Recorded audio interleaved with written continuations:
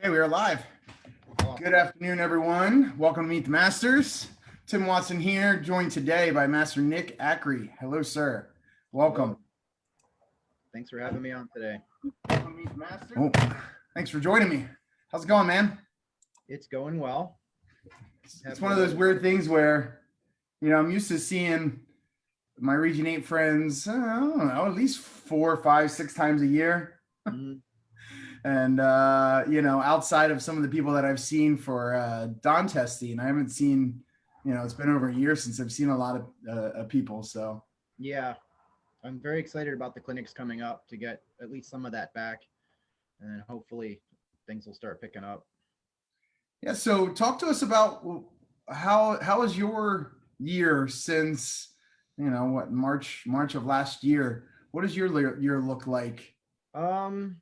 It was hectic like everybody else. At the time, and actually just recently, I was with UPS, so just recently I quit UPS. But as you can imagine, everybody shipping things from like home, so that because they couldn't leave, that kind of thing increased, and it's like Christmas never ended. So super crazy hours. The one fortunate thing that happened, like right as we were told that we weren't allowed to be in the studio, was actually the week I had set aside for Master's Clinic. So I was in the studio every day, knocking out as many videos as possible for my students to help supplement their training and figure out a game plan for that. So that was one fortunate alignment that happened, was that Master's Clinic that unfortunately got canceled, but at least I utilized that time that I didn't have to also work that early morning job. That's definitely helpful. So we definitely put out a lot of videos, but some people were more productive than others. How many did you end up doing in that week? I lost count. I was trying to get like 2 to 3 done a day, and then just kind of post them into Vimeo and publish them to like that. We use the My Studio app like a couple other people do. Okay. So it made access to them there, and then I didn't right off the bat do the Zoom thing with the intro. I did the one-on-one type of instruction with that, but with group classes, I just had everybody log into our private group on Facebook Live and just kind of led a class that way. I didn't have. It was hard to get a hold of equipment. I didn't have a lot to begin with, so I did with what I had. We did the Facebook Live. I look back and just, it was exhausting to teach that way. Yes. Yes. I felt like I have a new appreciation for the fitness level like type of instructor where they're constantly working out with the group to keep them motivated. That's not always my teaching style, but doing that on a more regular basis, I felt more fit, but I definitely felt exhausted at the same time. Yeah, I remember I tried to do a kickboxing class one time and I didn't have any music, and I'm sitting there doing stuff and I'm trying not to breathe too heavy or like look too winded. It was that was not my favorite thing to do. Yeah. But it was a band-aid to get us through a trying time. Mhm. And Zoom was definitely easier. It was you at least had an interaction. With the Facebook, it's just like, I hope someone's watching. Right. Yeah. They would comment every once in a while. Then you'd be like, stop commenting. You should be working out. Right. Yeah. A couple people are saying hello. Natalie and Lindsay from Great Britain are saying checking in, saying hi. Tom Lyons and Jose Rivera from Puerto Rico. He says hello. Buddy. Yeah, he's awesome. He's a great guy. Do you know him from doing security? I didn't do security at Worlds. Oh, okay. I more so like at the Region 8 events I did security, but not so much at Worlds. Mostly judging assignments for the world tournaments. Yeah, I'm always in the same boat there. Mhm. So, fast forwarding a little bit as far as teaching, you mentioned that you recently quit the UPS. Was that because the studio's picking back up, or? It's because I wanted the studio to pick back up. Okay. It was one of those where um being like it was like burning the candle at both ends constantly. So it was just I knew it wasn't going to go anywhere if I continued to do it that way, with getting up super early in the morning and then teaching through like normal teaching hours everybody's used to, and then getting next to no sleep. Like I'm was grumbly at best, was putting it nicely. So like keeping it down, making sure that I can teach a proper class and not be a bear to be around was just getting to the point where enough was enough. So it was funny. Like I had a vacation that was like pre-planned, and then I just it hit me. I'm like, yep, I'm not coming back after vacation. So I gave my notice. I'm like, just wished them well, and I was done. So coincidentally, it did start pick up with students coming in and getting more trials and stuff like that. So it just things align nicely that way. Yeah, for those of you, or for anyone that doesn't have a full-time, studio, did I lose you? Are you, I can hear you, but you're frozen. it's the same way on your side. There we go. Okay. All right. What I was going to say is to come in every night and to teach four however many classes that you have a night it's exhausting. Mm-hmm. It's a lot of work, right? Because you have to be on, you have to be energetic, you have to be engaging. So I can understand doing a 8, 9, 10 hour job and then having to put on your dobok and then teach. Yeah, it's a definite drain to say the least. So I wouldn't recommend it to anybody. You don't have to do it, but I mean, you do what you do to get through. Like I mean, I've always wanted the studio to be the main income. And I mean, at first that was like having that part-time job was like that kind of that crutch, but it's just seeing so many other people be so successful. It's like, I can do this. I'll figure this out and make it work in the long run.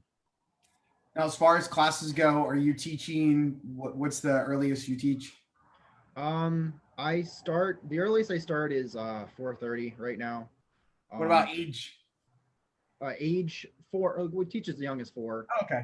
My Little Dragons program is not very large. It kind of goes, it comes and goes. Like I'll get a huge slew of dragons, and then they'll kind of dissipate, and I'll have like 1 or 2, and then I'll go through this like, well, maybe I should just like not focus on that age group anymore and start them at like 7 or 8, and then all of a sudden I'll get like a bunch of inquiries about Little Dragons again. So it's an interesting kind of flow with that age group. It is, and just like any age range, it takes a certain person to be able to engage those 4, 5, and 6-year-olds. Yes. We've had some people, some 2 and 3-year-olds try to come in. It's like, we do 4. Yeah, I've had a couple actually in recent weeks ask about 3. I'm like, I'm sorry, I've tried. I said that just seems to be too young. Yeah. For the attention span isn't there. Sometimes they're just, the bathroom habits aren't where you want them to be as far as like getting themselves there in time or whatever. So sometimes it's hard enough for the 5 and 6-year-olds to get there. Truth. And then you always have that one kid that always has to go to the bathroom, like has to take the tour of the studio every class. Uh-huh. Yeah, I'm sure that there's tons of Little Dragon stories out there. All the instructors probably write a book. Actually, that's what I did my thesis on. How to start up and run a Tiger Dragon program. That's awesome. I think I'm gonna have to get a hold of that. I'm sure there's something I'll have to look back at it to see if that was. It's weird. It was 5, 6 years ago. Mm-hmm. I'm sure there's some content that's useful. Yeah. So, as far as getting your start in the martial arts, how did you come about getting interested in joining classes? I was one of those kids that always like martial arts movies or action movies in general, but it was always like the martial arts or combat aspect of it that I thought was really, really cool. Like Bruce Lee, Enter the Dragon, things like that. And then, but we moved around a lot when I was younger, so it's not like we could ever have a spotlight. We could join a class or anything like that, and it was an income thing too. When I finally moved to the Wilkes-Barre area, I had friends that were involved in a studio, and like, well, we go here, and then it was, well, can I kind of check out? My mom finally kind of agreed to let me go check out a class. And actually, Tong Soo Do wasn't the first one that I went to. I actually went to, I think it was like Kempo. I just didn't like the atmosphere, and like like you walk into a place, you're just not feeling it. Sure. So like my brother and I, we both watched the class, and like then they have like, you know, the meeting where they talk to the parents and tell them what it's going to be about, and like we just didn't, we weren't feeling it. So then the next place we went to was actually Master Leone's studio, where my, like a couple of my other friends took me to, and that was, it was much different. It was a much more welcoming atmosphere. Everybody seemed to it was like an extended family right off the bat. And Master Leone was like, it was like a very humble, but like you knew, like he knew, like you knew to follow him. It's hard to explain. Like he was a very humble person um to be around, but like when he taught a class, like you knew he expected a certain effort out. Like you always gave him your best effort because you could tell that's what he was expecting out of you. Yeah, it's interesting. I talk to people who, say they leave the studio and they're asking for suggestions for starting up a new place. And you made a great point where you probably had no idea, honestly, what Kempo or Tong Sudo means. But even as a kid, you kind of felt the vibe of the studio, and you're like, and then, a lot of it's about the instructor and what he's been able to build around, or he or she has been able to build around. So I think that's pretty cool that even as a kid, how old were you that you were able to figure that out? I was 15 when I started. Okay. And my brother's 2 years younger than me, so he actually started at the same time.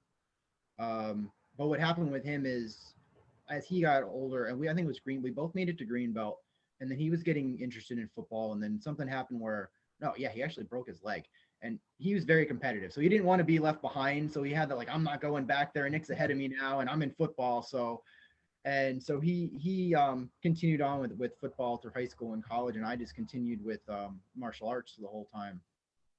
And because it was just my niche. It's just like I felt like I was home. I tried other sports, like I tried baseball when I was before that with one, like a teener league, and I tried like track and field at the high school, and it's just it just wasn't something that spoke to me. But when I got into the studio at Master Leone's, and like I had my first intro lesson, it was just like, as I was like, it was home. I was instantly home. It's like something I knew I was going to enjoy.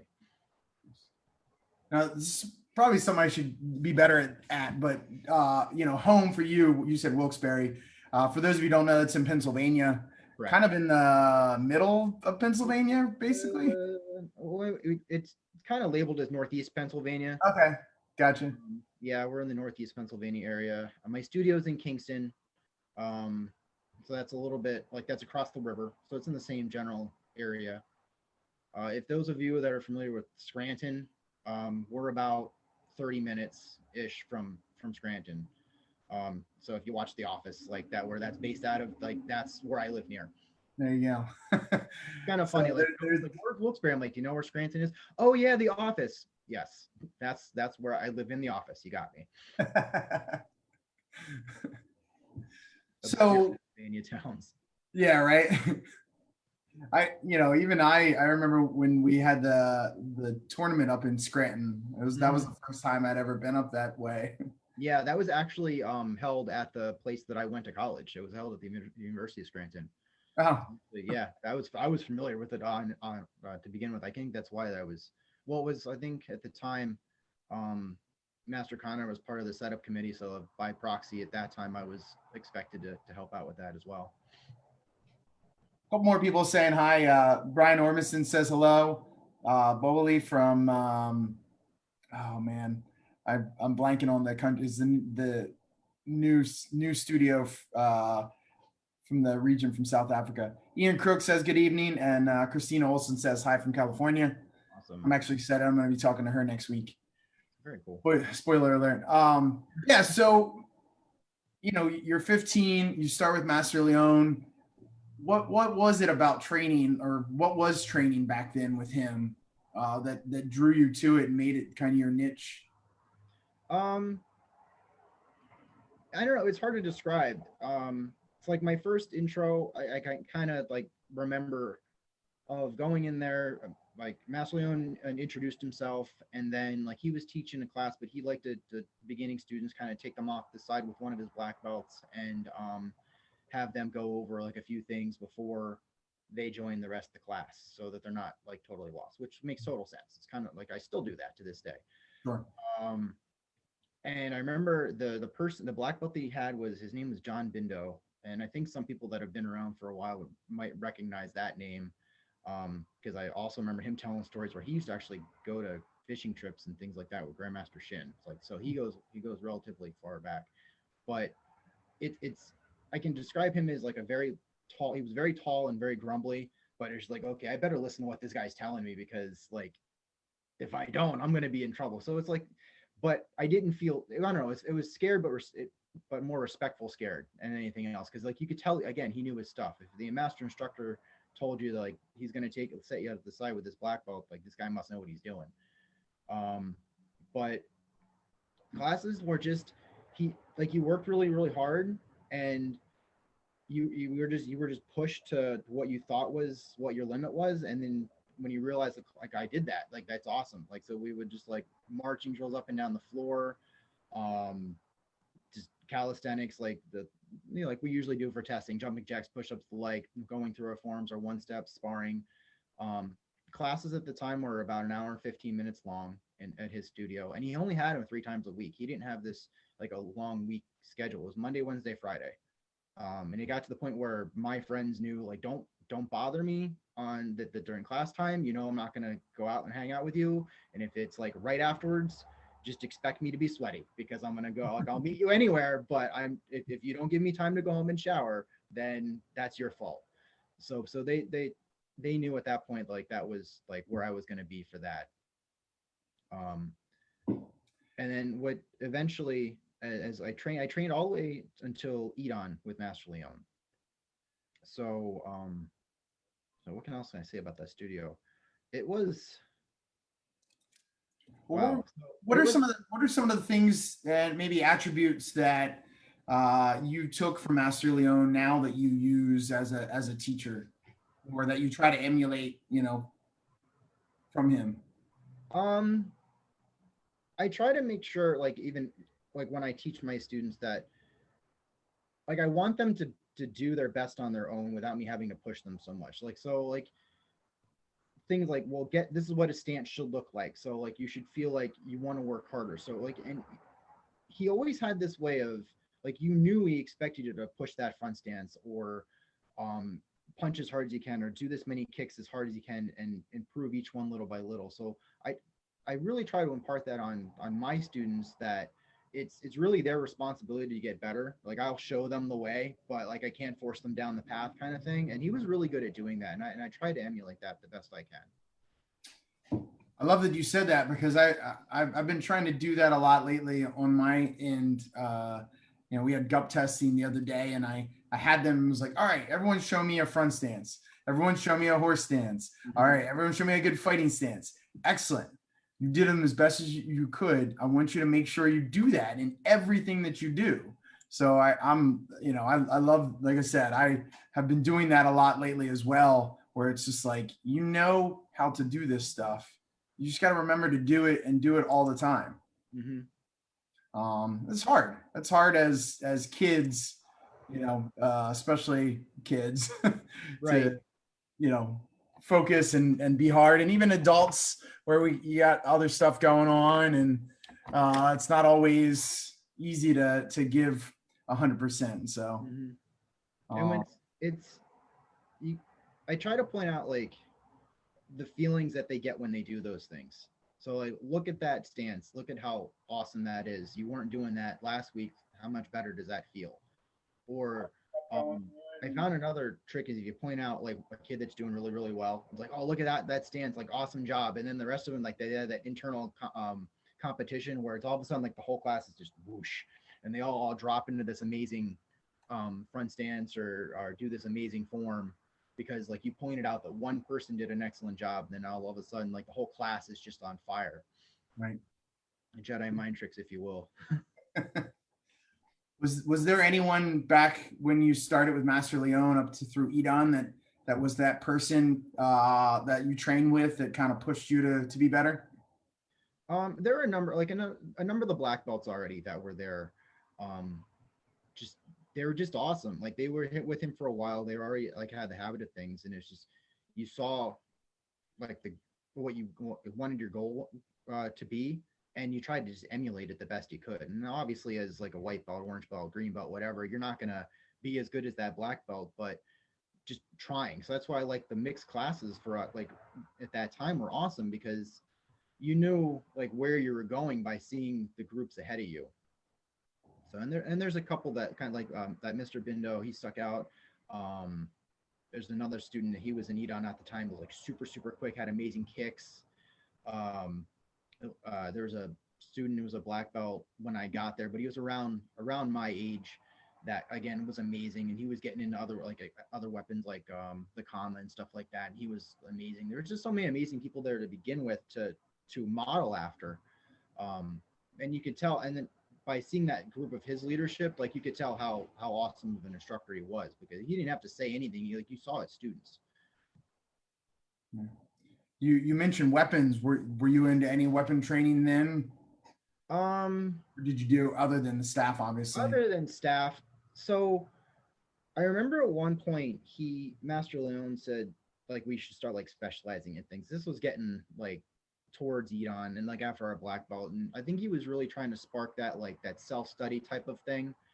And I just like I went right after the sword, which was probably a jump, but I did anyway, and I started practicing like the things that he would show me with the sword, and let on, and I actually got shown how to do the original sword form, Jangum Young, pretty early on, and it's now looking back on it, I feel very fortunate that we have our like our other two forms because the jump to that form um, was a big step to do that because there's so many little intricate movements in that form. But like I always loved the sword, always kind of stuck with me from that moment. I'm like, well, I'm going to specialize and do this, and I just because I just thought it was awesome. Just it's almost like art if you do it really well. Well, we do martial arts, but you understand, like it's just like an artistic expression when you use a sword really well.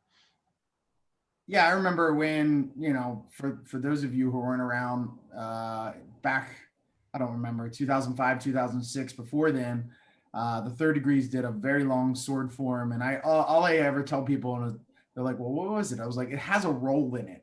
You're rolling the sword. If that tells you how difficult it is. It's a really long sword form. But like you said, if you saw someone who was really good at it, you just were in awe. And, we're here in Region 8, there was no shortage of guys that were really good at that form. Yeah. But I agree. Yeah, it's a big jump because there's so many things, more than just a cut. You got stabs, stabs to the back. You got little, it's a great form. You're at one leg, you're rolling, you're jumping up in the air. Yeah, it's intense. Yeah. Did you, I'm assuming you got a chance to actually compete with that? I did. Yeah, and this was towards like when I got to the point where I was comfortable competing with that. It was also starting to transition to where they were adding the other sword forms. Sure. Okay. So I competed with Chungup as well. Like I think that was my last tournament I actually competed with Chungup. I gotcha. Did you compete coming up through the ranks?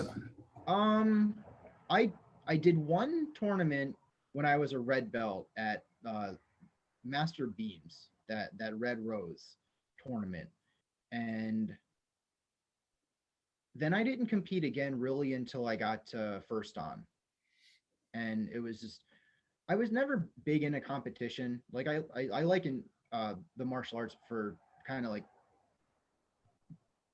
how can it developing myself. It wasn't so much like I've never been one like, yeah, I want to win this trophy. It's just never one of my goals. It was never a motivator for me is great at competition.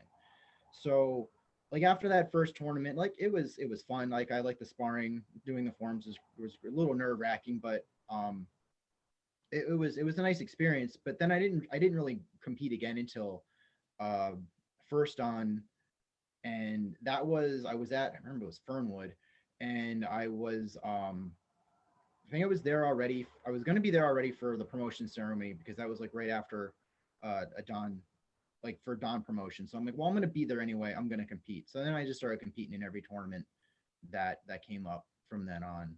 So like through black belt, I did compete. I remember talking to you in the past where you're just like, you know, going up against all those guys with the long legs. Yeah, I had to become relatively quick with my hands for a reason. I don't have the reach, obviously. If you've ever seen me in person, I'm not a tall person with long legs. You're making it up with Yeah, definitely making it up with the beard. That also was not in the repertoire back when we first met. No, yeah, much shorter hair all around. Yeah, you got the hair on top's pretty long too, right? Yeah, this is getting pretty long. It's kind of funny when I first started training in those teenage years, like this was starting to happen. So it's like I've reverted back to my 90s haircut through the pandemic. I'm like, well, I feel very comfortable this way, so I'll just keep it this way. So going back to Master Leon, he did he retire? He decided to retire or leave the association? How did that? So his studio wasn't doing as well as he liked.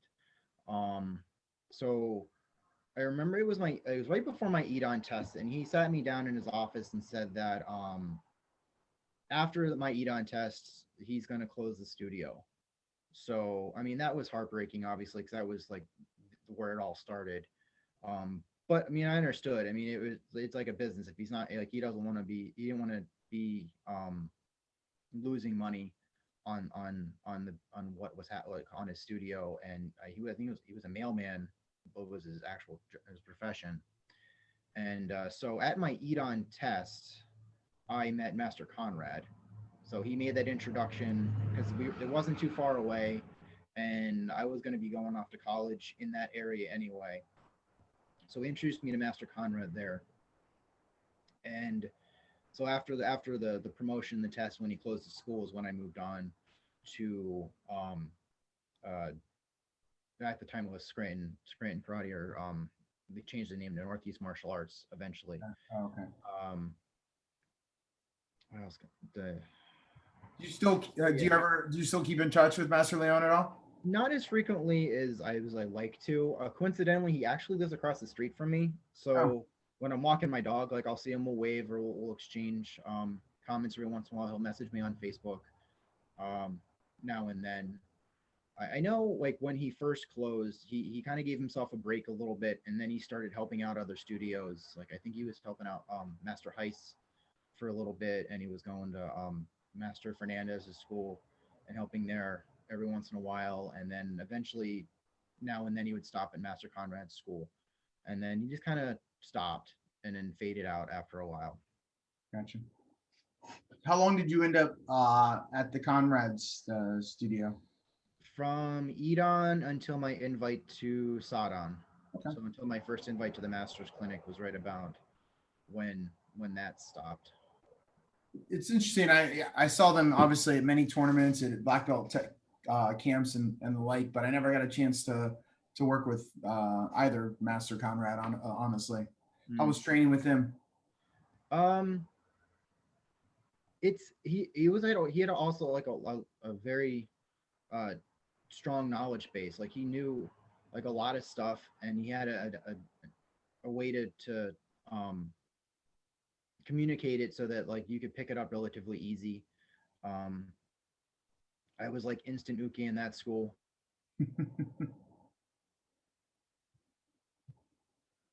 I lost your audio there, sir.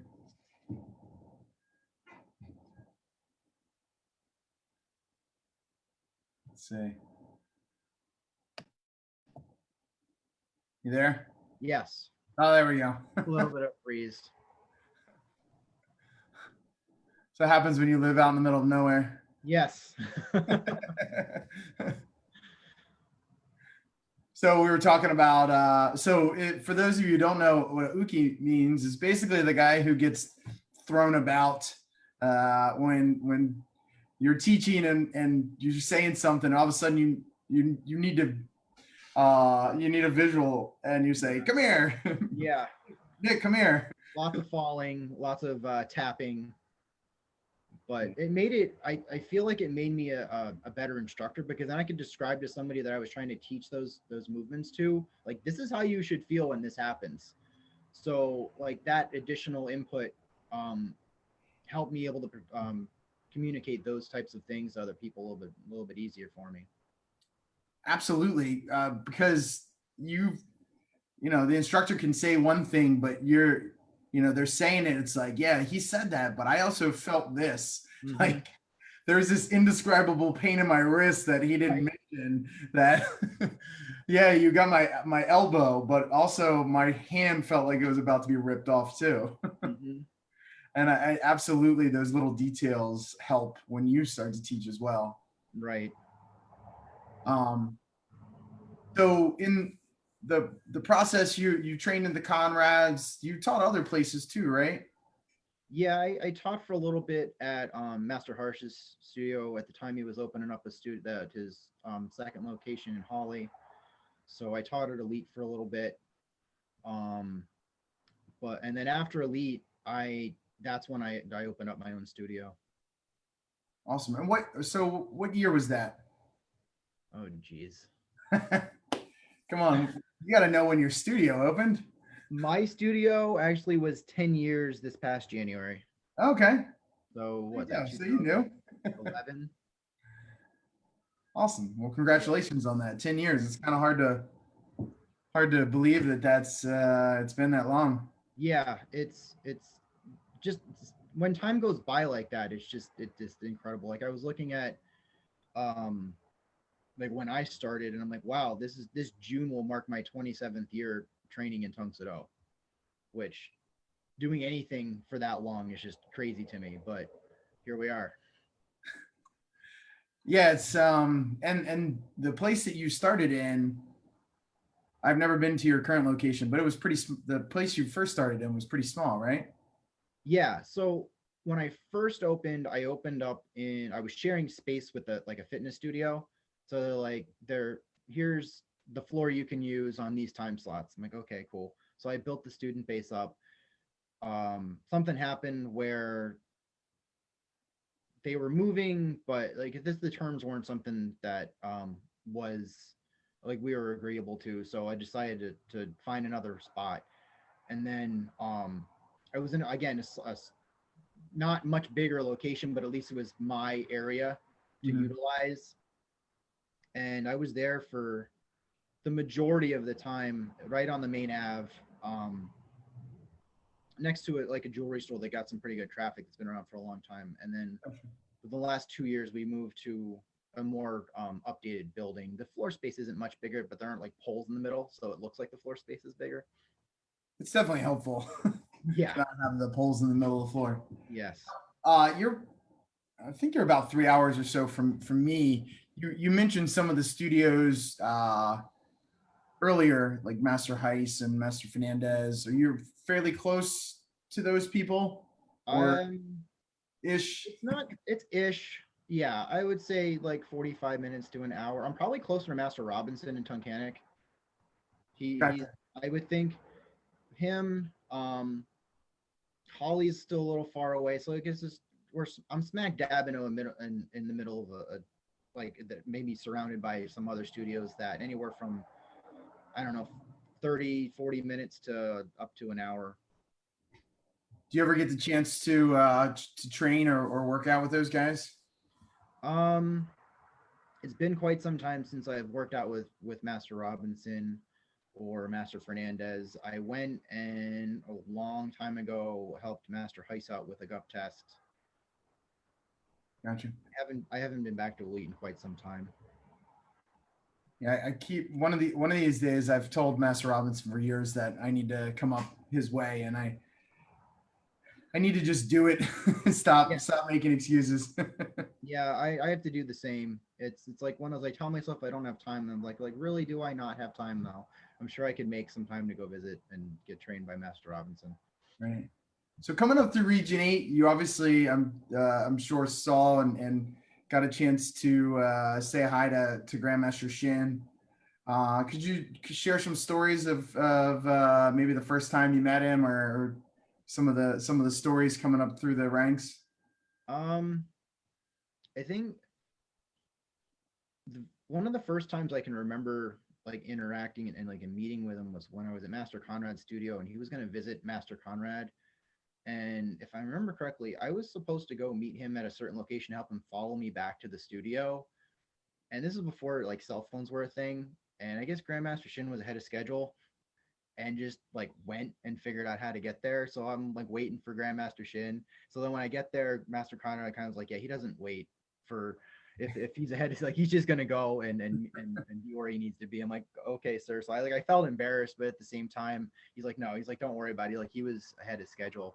So I was kind of like I felt like embarrassed that the first time I'm supposed to meet Grandmaster Shin and then be this person that's supposed to greet him back at the studio and I'm not there on time or for that. But then um, I really started getting to know like how he was as an instructor with the leadership class because he taught once a year for that. And that was just an amazing experience to be taught by the Grandmaster on a fairly regular basis.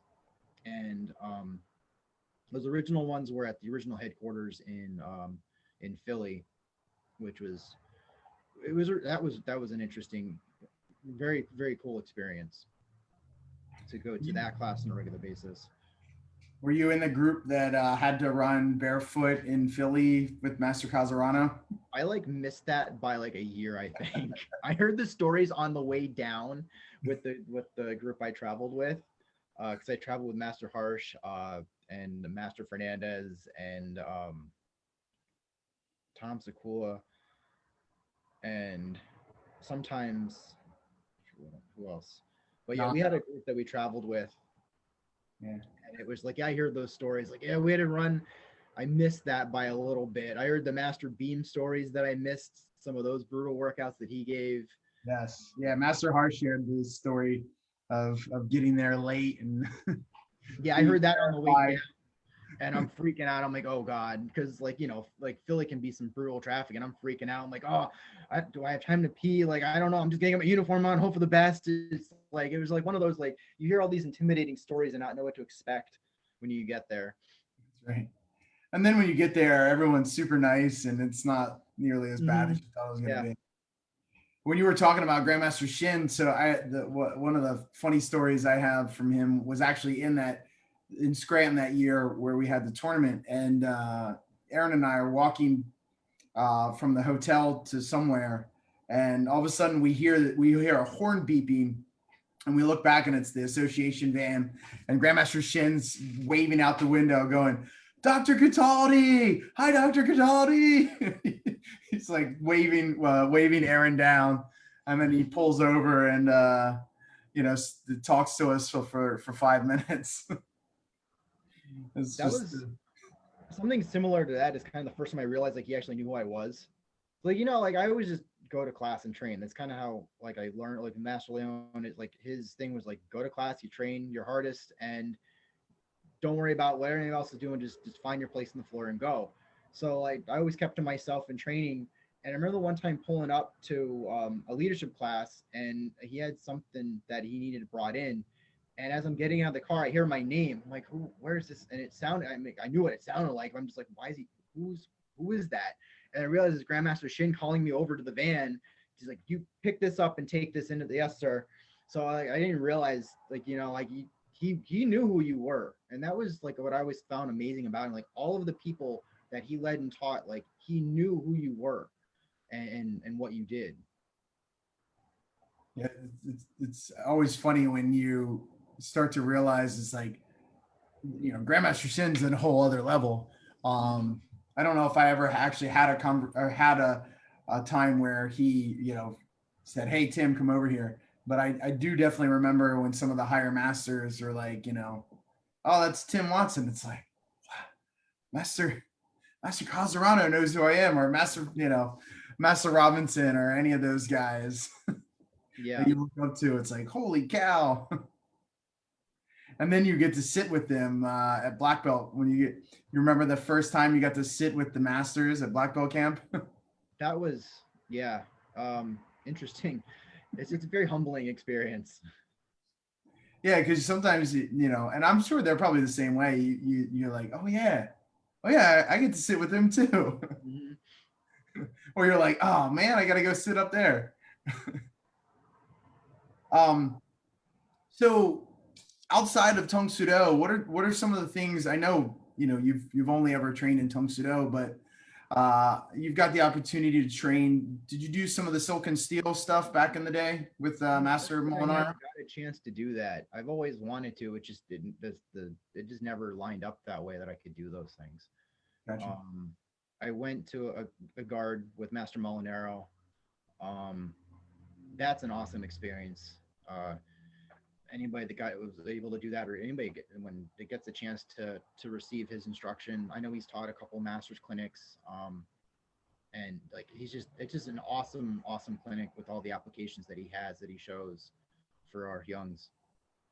And he reminds me a lot of Master Godwin in that if you take a class with him, you have to be ready to uh, receive a lot of information. Yes. Because it's just like, okay, we're gonna do this. Oh, if you do this, then you have this, and then Mhm. after this goes into that. Yes. Where you're Yeah. just like, you feel beat up by all the information. You know, let's not even talk about the physical part, but the mental part. It's like I'm exhausted. I don't know what just happened. Yeah, I've heard it as the mud on the wall That's technique. right. Yes. Mud at the wall, and whatever sticks, you're happy to get. So, 10 years into being a studio owner, what do you think are some of the important things that a new student should kind of latch onto, or that you really focus on as an instructor? Um, I try to make like a lot of the students that join in, and I empathize with it because that's kind of how I felt is some of them feel out of place in other things, and like martial arts is kind of the thing that like they're interested in, but it's just they maybe they're not the best with interacting with other people, or and like I've the same way, right? So I try to empathize with that, and like new students, I try to get them to realize that we're not all that different. We have a lot of more similarities than you might think we do, and just give it your best, and don't worry about what anybody else is thinking about. Just listen to the instructions, keep your eyes and ears open, and do your best for every class, and before you know it, you'll start to feel better about the things that you're doing, your abilities, your stances, your movements and things like that. Yeah, I always love that. Like the martial arts, it's such a like a melting pot of different people, Mm-hmm. and everyone's different. And you know, kind of like you said, you don't have to be an athlete. You don't have to be, this, that, or the other thing. You just have to come in and try your best.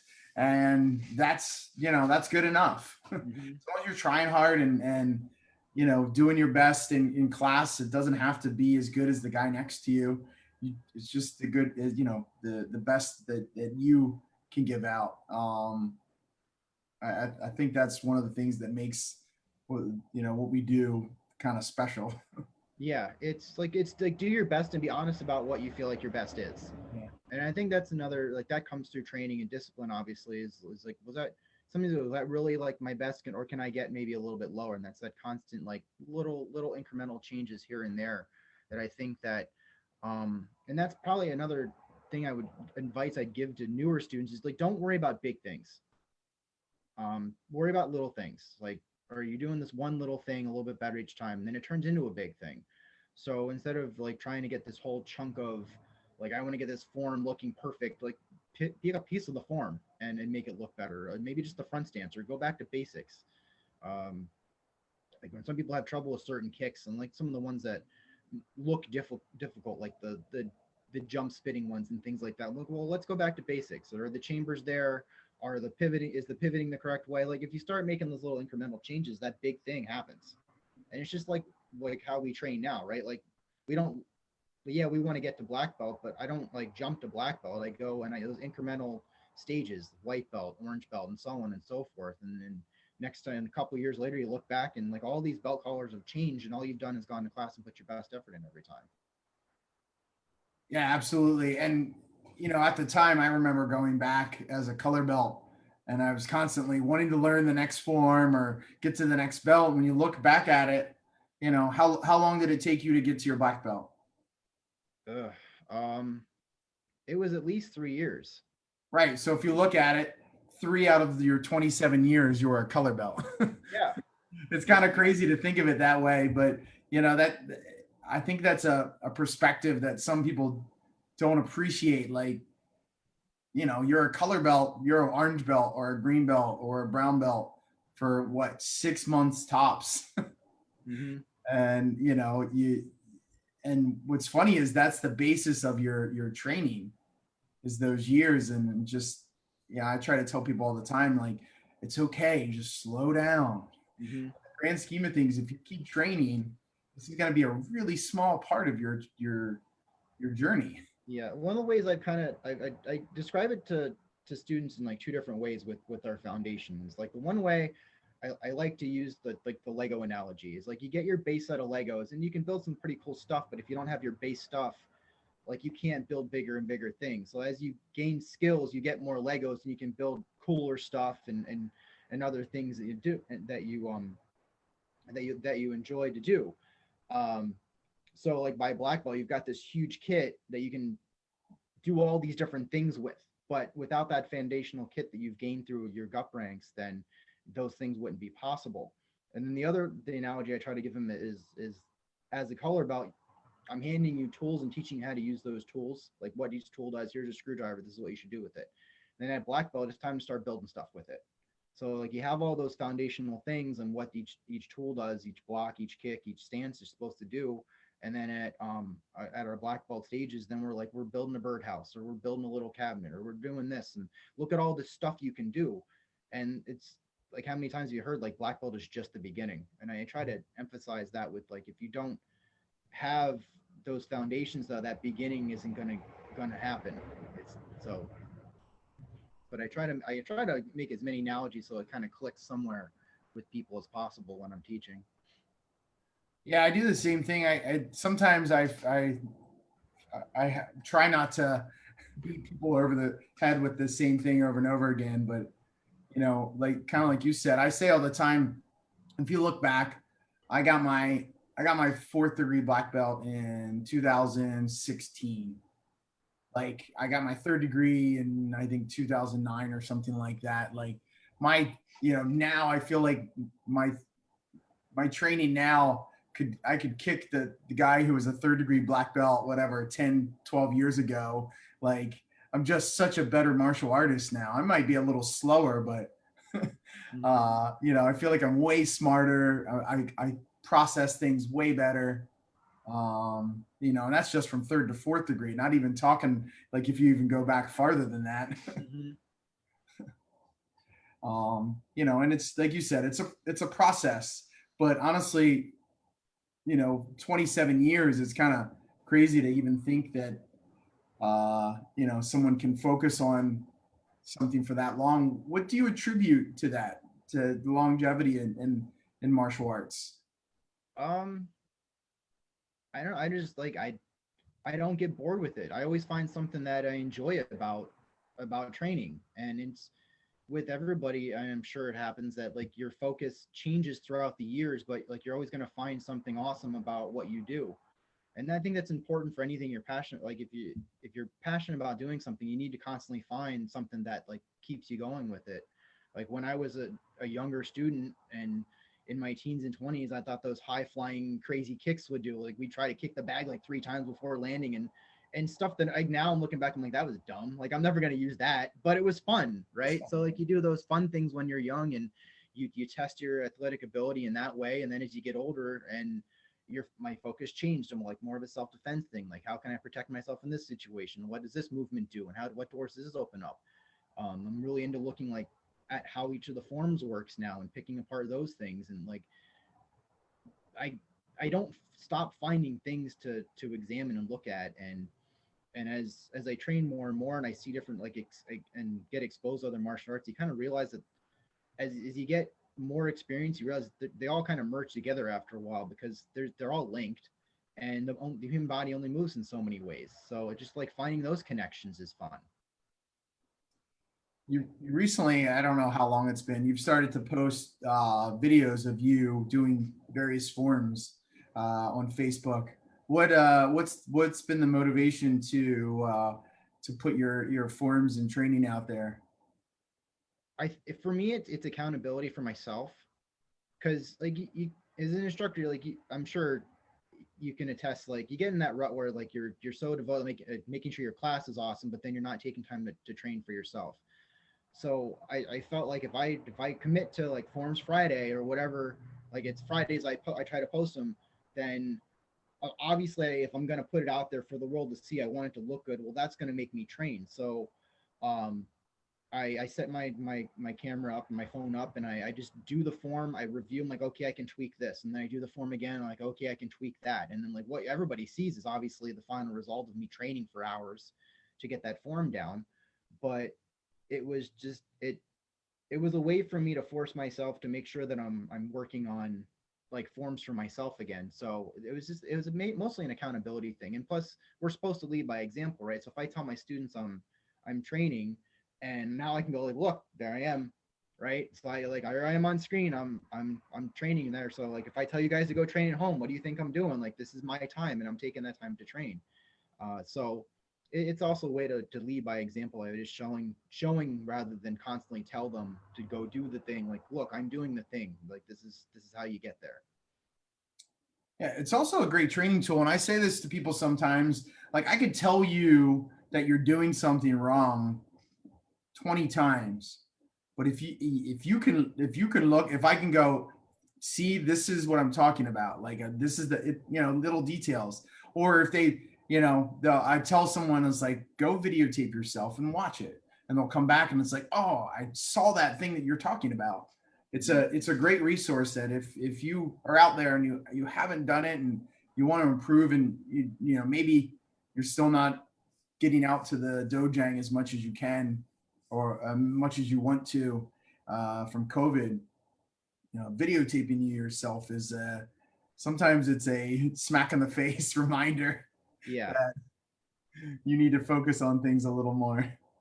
Well, I mean, you need it though, because the camera doesn't lie to you. Right. It's not going to be nice about it. You're going to see yourself like, crap, I did that thing, right? And then you're like, well, you can either, and then you're left with that choice of like, well, do I get upset about it, or do I just fix it? And I think that's one thing like the martial arts helps us learn, is that we have that decision that we can make. Like if we have a mistake or something that's in our way, it's like, well, we can whine about it or we can fix it. So and the camera does not lie. That's why I do it. That is a great training tool in that aspect. What are some of the things that you're focusing on as far as teaching in class right now? Um, like I've been trying to show everybody like how things are very connected. Like for curriculum, we have our one steps, we have our self defense, we have our forms, and uh, sometimes I worry that like when I'm teaching them anyway, like that it's like, yeah, I got to learn these to get this next belt, and they don't see how each thing that we do in class is just connected as a whole. So like I'll show we'll do the form, and then I'll show them some of the movements from the form, like, well, this is how we can use this as a self-defense move, or this is how we can use it as a sparring move for point sparring, or this is, so I've been trying lately to show a lot more connections and things, so it doesn't just seem like a laundry list of things that they need to get to the next belt, but more of a, this is a part of the whole. This is a part of the whole piece that we want to like plug back in, so that everything flows nice, and then we can continue to learn more. Yeah, that's a great one. I have been doing that a lot lately with the beginners class. I'm trying to reiterate, like when we do our, the world forms, that we do the same turn over and over again, right? And I tell people, it's like, don't compartmentalize. Like this move can absolutely be used in this move, over here, or little things like You got the first move of Pion Idon is basically the same thing as Sadan. You're just got your hands open. Like you're used to these movements already. Don't overcomplicate it. Yeah. Because you can easily apply and you like you were saying, like one step sparring, some people like, oh, I don't think they're useful, but I think they're very useful. They're great for footwork, and can absolutely help you, in every aspect. In free sparring, it can help you. It's basically chunks of our forms. Mm-hmm. So Yeah, and that's one I've definitely been looking at our one steps and trying to relate them to our form. lost you again. Lost your video, your audio there, sir. Stand by. There you go. You back? Oh, Backwards internet again. there we go. You're back. So you were talking about like connecting the one steps with our forms. Right. So like I'll identify a movement like for instance they have the like number 24 where we have that or that uppercut and that spear through, and then I'll look with the form. We have a form that does a similar motion. Like, well, there, look, there it is. So now we get to apply that movement in there. It's not such a mystery of why are we doing it like this way. We can apply this to a person in front of us now.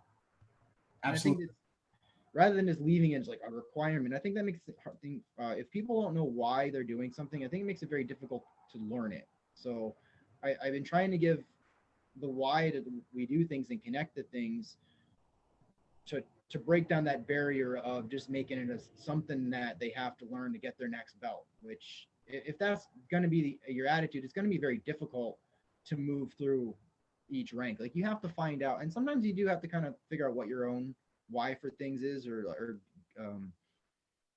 provide some of your own insight, and that's what being a black belt obviously is about. Like we start to make those connections on our own, but I think it is important to make sure that there at least is a little bit of like, well, this is why you're doing things, and at least it's not just to get your belt. There's a bigger purpose to everything. Yeah, that's a great point. And like I was saying earlier, I feel like as a color belt, I didn't, even as an adult, I can't imagine if I was a kid having that understanding that it's like, once you get the black belt, it's at least another 2 years before you get another rank, right? Like, having them slow down and appreciate things. Like I have like my kids, my youngest has been stuck at blue belt for a while because she's not old enough to test for black belt yet. She's like, but I'm the only one. I'm like, yeah, you're 10. I started when I was 21. Like, you have plenty of time. Yeah. But it's hard.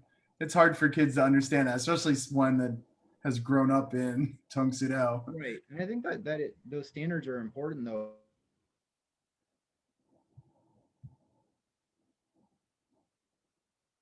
Lost you again. Uh-oh. Hopefully I didn't lose him for good.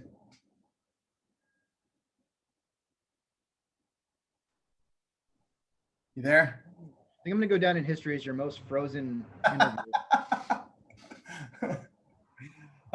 We're actually getting close to that hour mark, so that might be the world is trying to tell us that it's time to wrap it up. Time to wrap it up. Hey, thanks for joining me today. Is there anything else you want to touch base on before we finish up? No, I mean we covered a lot of stuff. I just appreciate the opportunity to talk to everybody out there. Yeah, it's the way we did it today is what I love about these talks is being able to just sit and talk to a friend about martial arts and talk about philosophy and history and things like that. So thanks for joining me. What camp are you for the kids camp? Are you one? The 12th. Okay, cool. So yeah, are you gonna be there?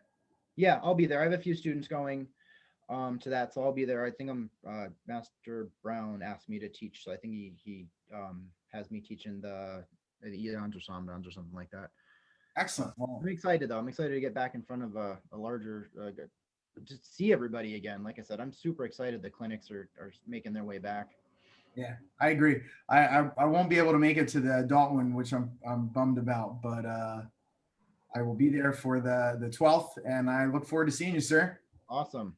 Thank you everyone for watching today, and hope to see a lot of you guys in person soon. All right, Tong Su, sir. Sung Soo. Later.